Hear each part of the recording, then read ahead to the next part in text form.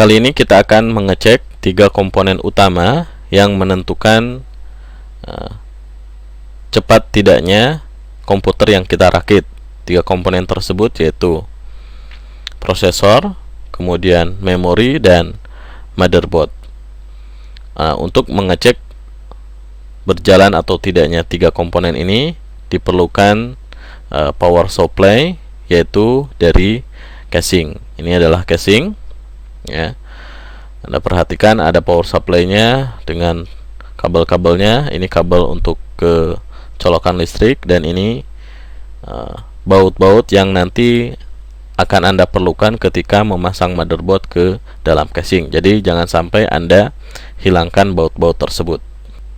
Nah, sekarang keluarkan dulu motherboardnya dari kardusnya. Begitupun juga dengan prosesornya, saya buka juga dari kardusnya. Ini adalah prosesor dan heatsink atau pendingin yang sudah kita keluarkan dari kardusnya. Nanti kita akan menempatkan prosesor tersebut pada soket yang tersedia di motherboard. Ini sudah saya buka soketnya. Nah, untuk petunjuk pemasangan prosesor pada soket yang tersedia adalah dengan memperhatikan tanda segitiga di pojok soket prosesor tersebut. Nah, nanti diketemukan dengan segitiga yang ada di prosesornya. Nah, kalau sudah pas penempatannya, maka Anda bisa menguncinya. Tapi kalau Anda rasa belum pas, maka jangan dipaksakan. Berikutnya kita akan memasang pendingin atau heatsink pada prosesor yang sudah kita pasang di soket, dan pastikan plastik seperti ini tidak ikut terpasang, karena kalau ikut terpasang akan meleleh ketika prosesor ini sedang bekerja. Nah, prosesor itu kalau sedang bekerja menimbulkan panas. Oke, sekarang kita akan pasang heatsink ini pada posisi yang pas. Kemudian kita pasang juga penguncinya agar kokoh. Dan heatsink atau pendingin ini dilengkapi dengan blower atau kipas yang perlu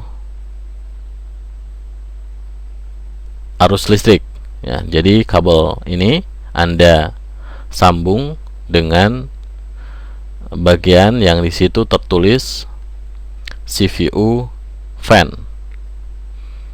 Oke. Berikutnya saya akan memasang memori, dan kebetulan motherboard yang ada ini, ya, mendukung teknologi dual channel. Tentu saja teknologi dual channel, ya, lebih tinggi performa yang dihasilkannya dibanding single channel. Nah, untuk bisa mendukung dual channel, biasanya kita memerlukan dua keping memori dengan kapasitas yang sama, bahkan dengan merek yang sama. Contohnya ini saya punya dua memori dengan kapasitas yang sama, yaitu 512, jadi totalnya 1 GB. Nah, petunjuk tentang mengaktifkan dual channel dan single channel Anda bisa membaca di buku motherboard. Contoh misalkan untuk single channel ini penempatannya yaitu dengan diletakkan di DIMM B1. Nah, kalau untuk dual channel di situ misalnya berdasarkan petunjuk bukunya yaitu meletakkan di DIMM A1 dan DIMM B1. Nah, sekarang saya pasang dulu, ya, pastikan di sini. Nah, ternyata ini salah pemasangannya, terbalik, sehingga tidak pas itu antara nah, Kalau ini sudah pas, patokannya adalah cekungannya itu. Oke, Anda tinggal tekan, dia akan mengunci sehingga terdengar klak seperti itu. Yang keduanya juga sama, dipasang sehingga mengunci.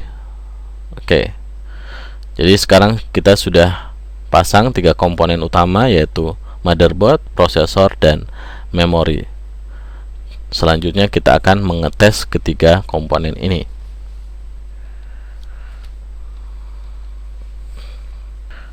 Berikutnya saya akan memberi sumber listrik untuk komponen ini, yaitu dengan menyambungkan pada power supply. Ini contoh pemasangan kabel power untuk motherboard. Posisinya seperti ini.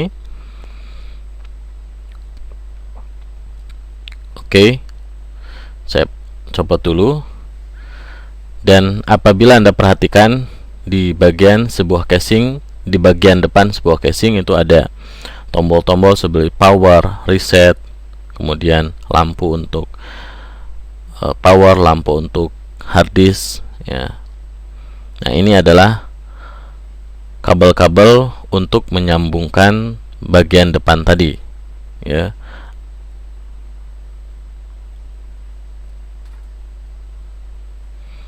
Nah, ini contoh bagian depannya. Selain power ada juga USB, kemudian colokan untuk headphone dan mikrofon. Nah, kali ini saya balik dulu. Ini untuk mempermudah. Jadi selama ini belum saya pasang komponen ini ke casing, masih seperti ini dulu untuk mengetesnya. Oke, ini contoh pemasangan power untuk motherboard. Ini salah, tidak pas.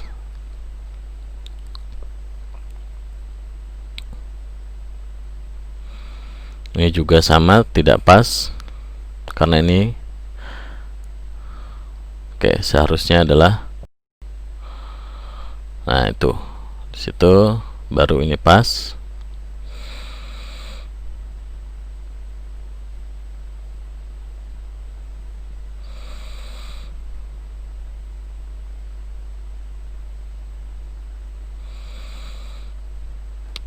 Oke, terus kita pasang lagi power untuk ke CPU. Nah, ini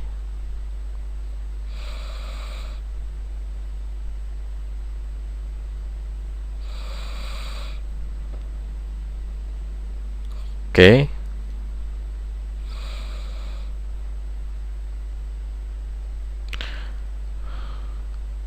Nah, kalau sudah terpasang, ya,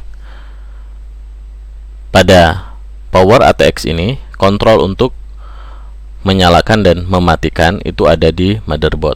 Jadi untuk menyalakannya kita bisa menyambungkan kabel power SW, ya. Oke, ini saya nyalakan dulu, ya, dengan menyambungkan sumber listrik ke power supply yang ada di casing. Oke, dinyalakan. Nah, kalau motherboardnya cukup bagus, ini ditandai dengan menyalanya lampu, berarti arus listrik sudah masuk. Tapi sistem ini belum berjalan karena kita belum menyalakannya dengan cara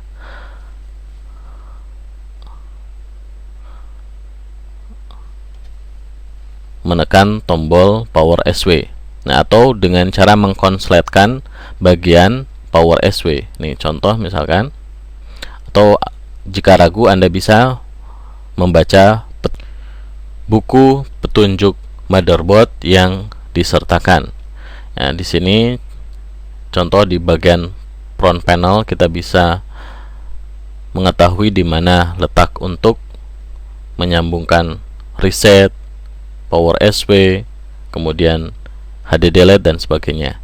Yang diperlukan saat ini adalah untuk menyalakan, yaitu power SW. Nah, kita bisa menyalakan sistem ini dengan cara mengkonsletkan pada bagian power SW. Dan untuk mematikannya juga sama, tinggal mengkonsletkan sekali lagi.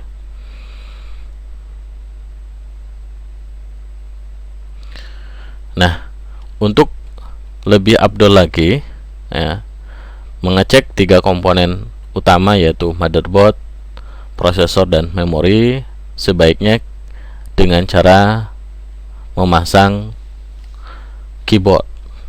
Oke, keyboard sudah saya pasang, saya nyalakan lagi dengan cara mengkonsletkan bagian power SW. Nah, tunggu beberapa saat. Nah, perhatikan, apabila numlock keyboard bisa saya matikan dan nyalakan lampunya, itu berarti 3 komponen tersebut berjalan dengan baik.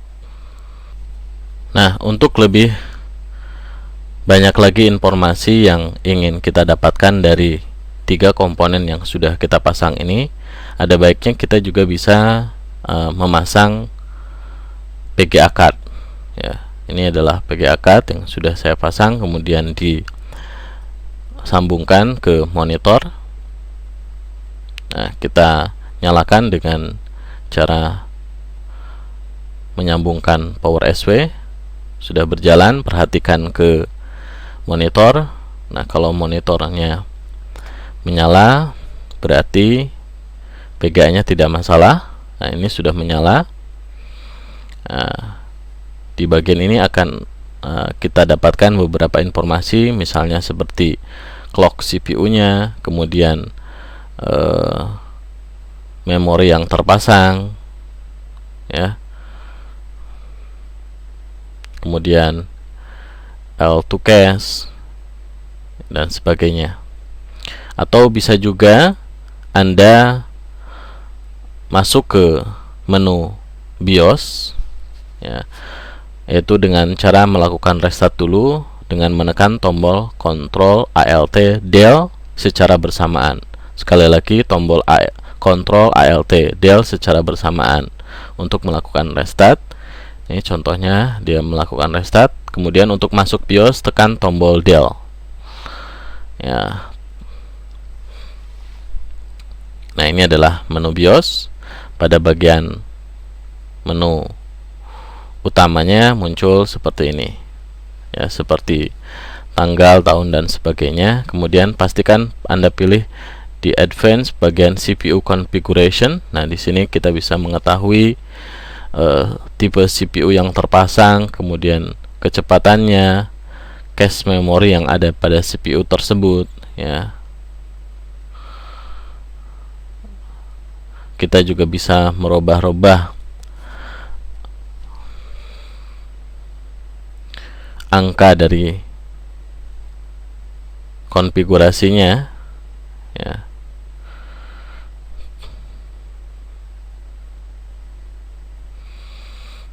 Oke, jadi dengan menekan tombol panah kiri kanan atas bawah.